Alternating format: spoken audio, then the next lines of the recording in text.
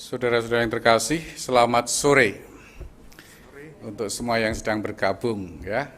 Hari ini kita bersama berkumpul di tempat ini dan juga sebagian ikut Ekaristi online. Saya ucapkan juga selamat sore. Semoga semua sehat, bahagia. Ini baru datang, ada yang baru datang dengan susah payah. Mari, Bu Esther, luar biasa, 77 tahun masih kuat naik sekian lantai. saya saja sudah ngos-ngosan, Bu Esther masih kuat naik sampai sini ya. Luar biasa. Kondisi pandemi membuat situasi tidak mudah untuk kita semua. Ada banyak hal yang harus berubah. Biasanya ulang tahun dirayakan dengan meriah, ramai, ya, kemudian pelantikan pasti banyak orang, mungkin semua anggota bisa datang. Kali ini hanya sebagian, hanya 30-an orang karena kita mengikuti protokol pemerintah. Kita mengikuti peraturan perintah, memberi contoh kepada rakyat Indonesia bagaimana disiplin dalam mengikuti protokol kesehatan. Siapakah kita yang hadir di sini? Kita semua termasuk saya dan Romo Kris adalah para pelayan. Para pelayan, bukan pertama-tama pejabat. Kalau kita dilantik nanti menjadi pengurus, itu berarti bukan pejabat, tapi pelayan. Orang yang tugasnya melayani dan meneladan Yesus sebagai hamba. Maka sikap yang kita kedepankan adalah melayani dengan segala kerendahan hati, seperti yang menjadi moto uskup kita, Kardinal Ignatius Suharyo. Kita semua diundang melayani dengan segala rendah hati. Dalam komunitas kita tidak semua orang menjadi pengurus, tidak semua orang menjadi pelayan, ada yang menjadi anggota. Itu biasa di dalam komunitas manapun seperti itu. Puji Tuhan bahwa para senior memberi kesempatan kepada junior untuk terjadi generasi kepengurusan atau pelayan sesuai dengan situasi zamannya. Yang senior sekarang menjadi pemimpin, menjadi orang yang mendukung. Istilah Ki Hajar Dewantoro itu tutwuri handayani ya. Walaupun ada di belakang layar, tetapi tetap memberi dukungan. Pemimpin yang baik selalu bisa menjadi anggota yang baik. Anggota yang buruk biasanya akan menjadi pemimpin yang buruk ya. Maka kita semua diundang untuk saling membantu, saling melayani, entah sebagai anggota, entah sebagai pengurus, dengan rendah hati. Dengan demikian, Elizabeth Ministry tetap menjadi komunitas yang erat bersatu, damai dan terus tumbuh berkembang sebagai komunitas anak-anak Tuhan. Ini bukan organisasi sosial, bukan? Elizabeth Ministry adalah komunitas anak-anak Allah. Kalau sekarang ada yang tidak bisa hadir di sini karena tidak diundang, harus ikut secara online, bukan karena alasan lain, selain ikut aturan pandemi, ikut aturan protokol kesehatan yang membatasi satu ruangan begini hanya diisi oleh 30-an orang. Semoga ini menjadi kesadaran kita bersama. Karena keterbatasan kuota, maka yang diprioritaskan adalah para pengurus, para pelayan. Ya. Mendahulukan orang lain itu salah satu wujud sikap kerendahan hati, wujud sikap melayani sebagai anggota, wujud menghargai.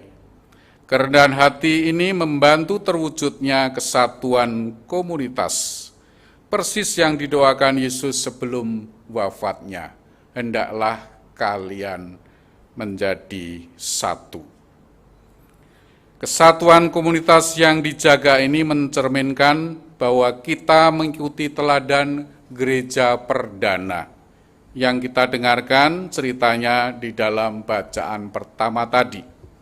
Gereja perdana itu menggambarkan komunitas yang bersatu, berbagi, tekun, ekaristis, dan disukai.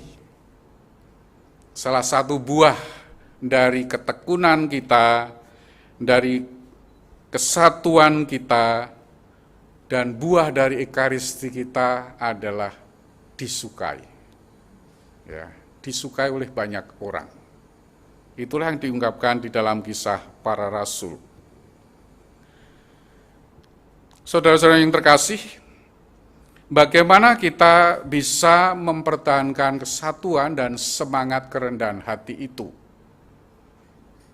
Mendasari semua itu adalah semangat kasih. Maka marilah kita menjadi orang yang lebih mengasihi seperti yang diminta oleh Tuhan.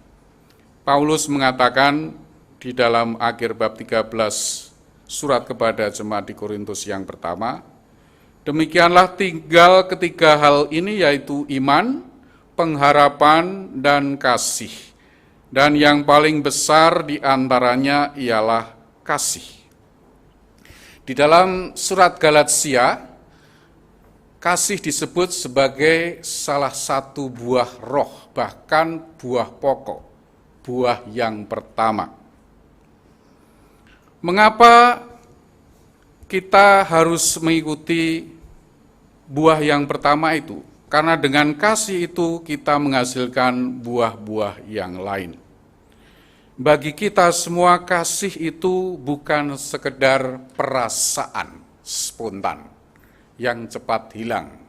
Itu yang terjadi kalau suami istri menikah karena perasaan, ya. Lalu setahun rasanya sudah ampiang, tidak ada rasanya lagi. Jadi sudah tidak mencintai lagi. Maka cepat-cepat mari kita ke catatan sipil pengadilan untuk melakukan perceraian. Ya. Bagi orang Kristiani, kasih adalah pilihan dan sikap. Mengapa pilihan? Karena kita bisa mengenakan, kasih bisa juga melepaskan. Yang melepaskan pasti bukan murid Yesus, ya. Paulus mengatakan pada jemaat di Kolose, dan di atas semuanya itu kenakanlah kasih sebagai pengikat yang mempersatukan dan menyempurnakan. Ingat, kasih itu mempersatukan, menyempurnakan kita. Pasti juga berlaku untuk Elizabeth Ministry. Kalau perasaan itu respon spontan, maka kita tidak bisa memilih atau memerintahkan atau mengendalikan kasih. Kasih juga merupakan sikap atau tindakan, maka bukan perasaan belaka, sehingga Santo Yohanes mengatakan, marilah kita mengasihi bukan dengan perkataan atau dengan lidah, tetapi dengan perbuatan dan dalam kebenaran. Di dalam kitab suci, kasih yang dimaksud untuk kita orang beriman bagi Allah dan sesama selalu adalah kasih agape. Kasih yang bertindak, kasih yang dilakukan dengan komitmen untuk bertindak. Oleh karena itu, kita bisa mengasihi orang yang tidak kita sukai. Dan itu ya sering terjadi dalam hidup kita, bukan? Banyak orang yang tidak kita sukai, tapi saya kasihi. Banyak orang yang tidak menyukai saya, tetapi mereka mengasihi saya, mendukung saya dengan berbagai macam cara, mendoakan. Itu biasa. Seperti yang dialami oleh Yesus, Yesus tidak suka dengan orang-orang Farisi yang munafik, tetapi mencintai mereka, mendoakan mereka. mengajak mereka untuk kembali kepada Tuhan. Bagaimana kita bisa hidup semakin mengasihi? Pertama, kita sendiri harus punya pengalaman dikasihi oleh Allah. Dan itu kita cecap-cecap, kita ulang-ulang terus, kita doakan terus. Pengalaman dikasihi oleh Allah, ditebus oleh Allah itu. Dalam suratnya kepada jemaat di Efesus, Paulus mengatakan, "Aku berdoa supaya Ia menurut kekayaan kemuliaannya menguatkan dan meneguhkan kamu oleh rohnya dalam batinmu, sehingga oleh imanmu Kristus diam di dalam hatimu, dan kamu berakar serta berdasar dalam kasih. Aku berdoa supaya kamu bersama-sama dengan segala orang kudus dapat memahami betapa lebarnya dan panjangnya, dan tingginya dan dalamnya kasih Kristus, dan dapat mengenal kasih Kristus itu, sekalipun ia melampaui segala pengetahuan." Paulus mengajak kita untuk memahami kasih Allah yang begitu dalam, lebar, tinggi, ya. Luar biasa kasih Kristus untuk kita, yang sudah menebus kita semua, pendosa-pendosa ini, dengan darahnya yang begitu mahal. Mengapa penting merasakan kasih Allah ini? Tidak ada orang yang bisa mengasihi orang lain kalau tidak pernah merasakan dikasihi. Yakinlah, Anda semua bisa meyakini mengasihi anak-anak, ya, karena sudah punya pengalaman kasih, dikasih oleh Allah, dikasih oleh suami, dikasih oleh istri, dikasih oleh Bapak Uskup, dikasih oleh Romo Kris Purba, dikasih oleh para pengurus, dilayani selama ini, ya. Semakin orang banyak mengalami kasih, semakin orang bisa mengasihi banyak. Semakin orang diampuni, semakin orang bisa mengampuni, bisa mengasihi. Allah lebih dahulu mengasihi kita. Orang yang tidak dikasih biasanya orang yang tidak mengasihi, dan kasih kita seperti yang dinasihatkan oleh Yesus. Hendaklah kalian saling mengasihi seperti aku mengasihi kamu. Artinya mengasihi itu ya sampai sakit, sampai berkorban.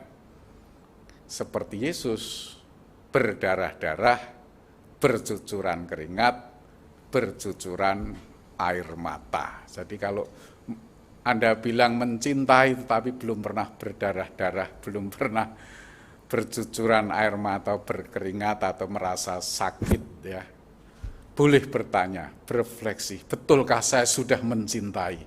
Ya. Kedua, langkah kedua, selain mengalami kasih Tuhan yang sudah menebus kita, untuk semakin bisa mengasihi dalam komunitas kita adalah mengampuni musuh atau orang yang melukai kita. Loving is not just giving. Loving juga forgiving, mengampuni, memaafkan. Paulus mengatakan pada jemaat di Kolose, "Ampunilah seorang akan yang lain apabila yang seorang menaruh dendam terhadap yang lain. Sama seperti Tuhan telah mengampuni kamu, kamu perbuat jugalah demikian." Sulit mengasihi teman serumah karena belum mengampuni orang yang melukai dan hidup dalam kepahitan. Apakah itu yang kita inginkan? Pasti tidak. Kita tidak ingin. Hidup itu hanya sebentar, hanya sementara kok hidup dalam kepahitan dengan menyimpan dendam. Untuk mengasihi orang, kita harus menutup masa lalu kita dengan mengampuni orang yang bersalah dan mohon ampun atas dosa kita kepada Tuhan. Maka setiap awal Ekaristi kita diajak untuk mohon ampun kepada Tuhan, memaafkan orang lain, memaafkan saya yang pendosa ini, memaafkan Romo Kris Purba yang juga, Romo juga pendosa toh? Semua Yesuit itu identitasnya adalah pendosa. Jadi kalau ditanya siapa Yesuit itu, Yesuit adalah pendosa yang ditebus dan diikutsertakan di dalam karya Tuhan. Maka kalau saya mengawali misa dengan mengajak doa tobat itu sungguh-sungguh. Sungguh-sungguh saya mohon ampun atas kekurangan saya, kurang perhatian saya untuk Elizabeth Ministry atau komunitas-komunitas yang lain ya. Pasti ada dosa saya banyak. Bukan hanya untuk Elizabeth Ministry, pasti juga untuk yang lain-lain. Maka mari kita melepaskan kepahitan-kepahitan hidup kita. Ketika aku membenci seseorang berarti aku memberikan sepotong hatiku padanya, sepotong perhatian pikiranku. Kalau tidak ingin mereka mendapatkan hatiku, maka ambillah hati kita biar utuh ya, dengan cara mengampuni supaya kita menjadi utuh kembali, tidak broken, tidak terpecah-pecah lalu hidup dengan kepahitan. Yang ketiga, untuk semakin mengasihi kita diajak untuk memikirkan pikiran-pikiran kasih untuk orang lain. Ikutilah firman Tuhan, seperti yang dikatakan oleh Paulus pada jemaat Filipi. Janganlah tiap-tiap orang hanya memperhatikan kepentingannya sendiri, tetapi kepentingan orang lain juga. Hendaklah kamu dalam hidupmu bersama, menaruh pikiran dan perasaan yang terdapat juga dalam Kristus Yesus. Apa artinya memikirkan pikiran-pikiran kasih?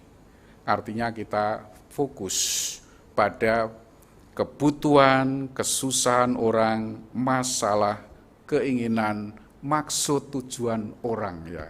Kalau orang berbuat seperti ini, maksudnya apa? Kebutuhannya apa? Keinginannya apa?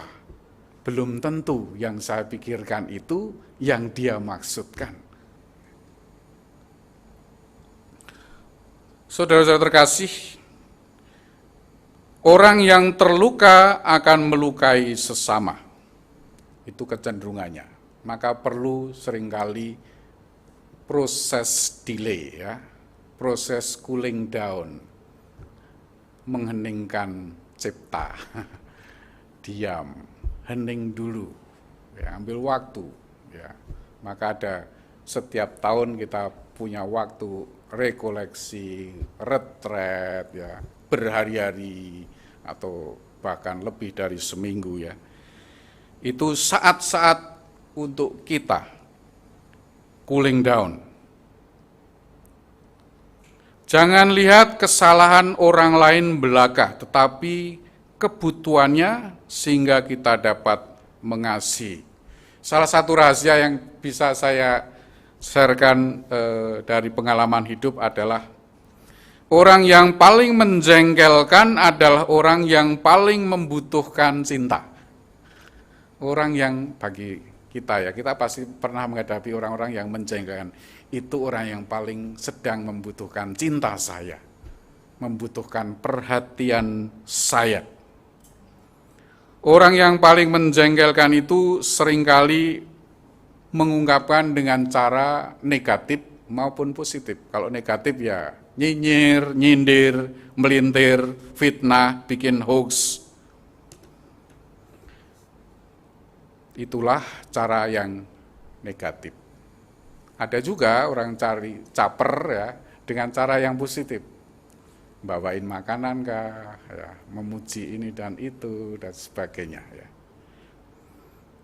Tidak semua orang yang diberi perhatian positif seperti itu suka ya, kadang-kadang jengkel juga, terlalu berlebihan, over ya, kadang-kadang merasa begitu toh. Maka kita bisa melihat kalau ada orang seperti itu, oh ini orang yang sedang membutuhkan perhatian ekstra dari saya. Daripada memikirkan kesalahan orang yang menjengkelkan itu, pikirkan kebutuhannya, sehingga kita bisa berbelas kasih. Yang keempat, juga kita diajak untuk bertindak dengan kasih. Artinya, ini adalah mengasihi dengan iman. Saat mengasihi dengan iman, saya mengasihi juga dengan perasaan. Jika kita bertindak dengan kasih, kita juga akan ikut merasakan kasih itu sendiri. Karena kita percaya Allah adalah kasih.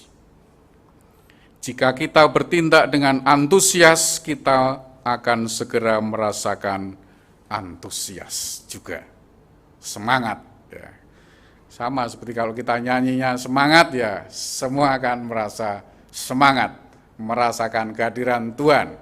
Antusias berarti entheos, di dalam Allah, di dalam Tuhan. Kalau kita nyanyi tidak antusias, berarti kita kurang ya semangat, kurang mengalami kehadiran Tuhan juga.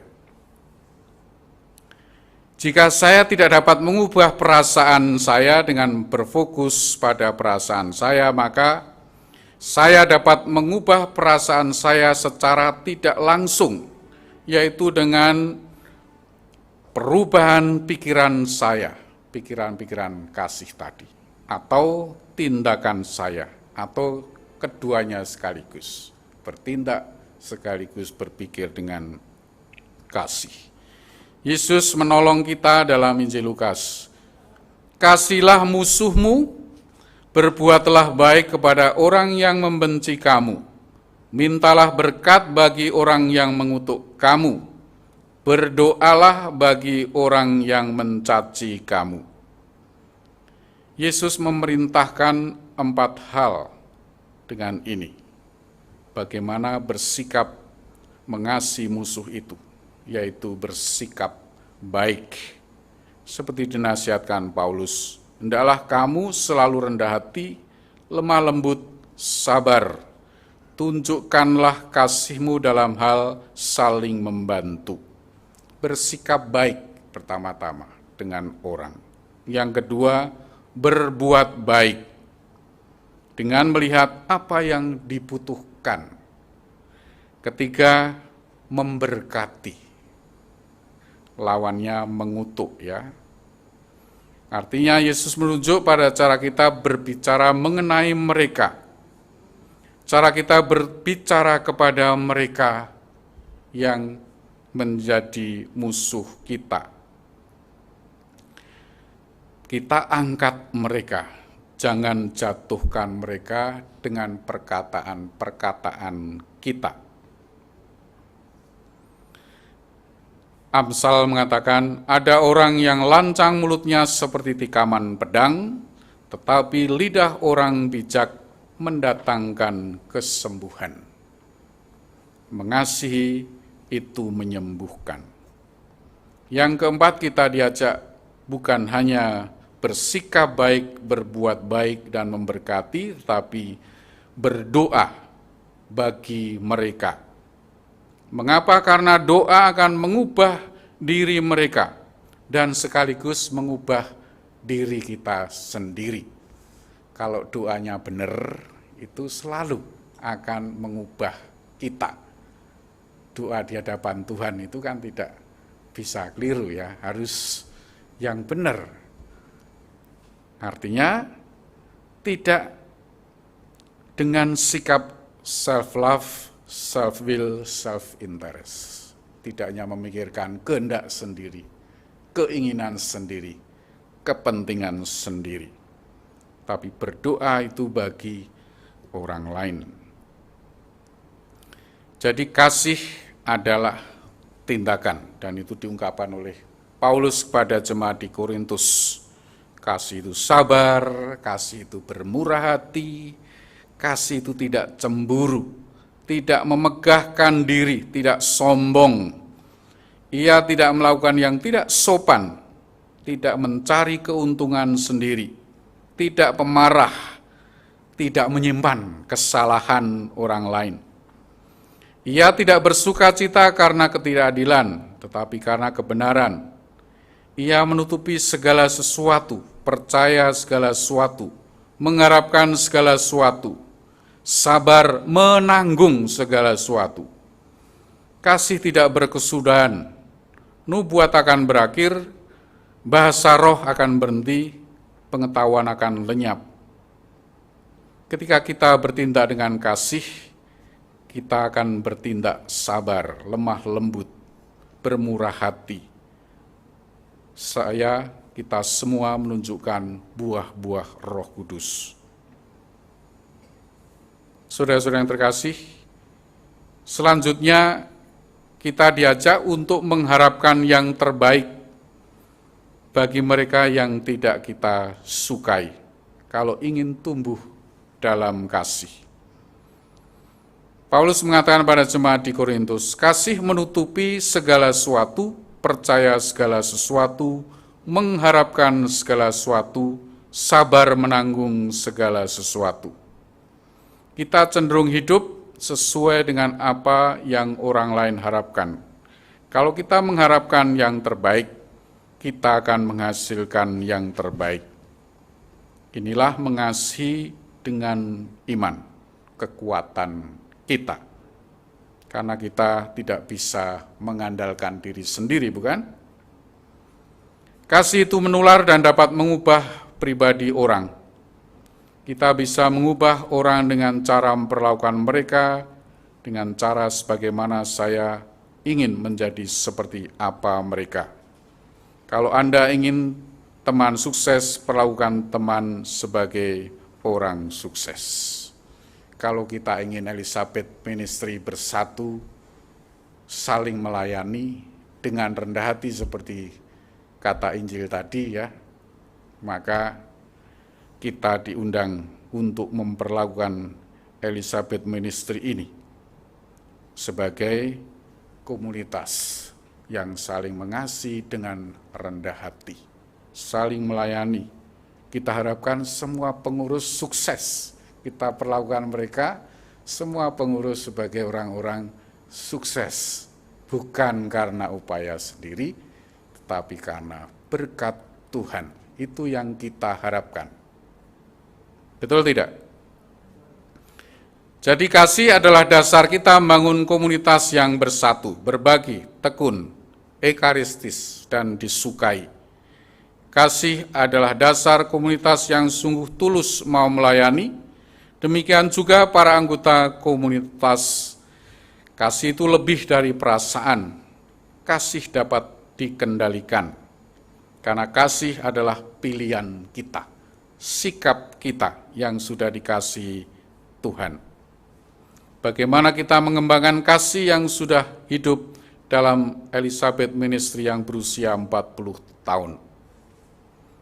Kita terus mencecap pengalaman dikasih dan ditebus Allah, dan mengampuni orang-orang yang tidak kita sukai, memikirkan pikiran kasih untuk mereka yang tidak kita sukai, bertindak dengan kasih berdasar iman, dan mengharapkan yang terbaik untuk orang-orang yang tidak kita sukai, dan kepada semua orang yang kita jumpai. Untuk seluruh pengurus yang terpilih, selamat melayani dengan segala kerendahan hati, berdasar kasih Allah yang sudah mengasihi kita para pendosa. Untuk Elizabeth Ministry yang sudah berusia 40 tahun, selamat mengembangkan hidup melayani dengan rendah hati, saling membantu, saling mengembangkan, tumbuh sebagai anak-anak Tuhan yang penuh kasih. God bless you all.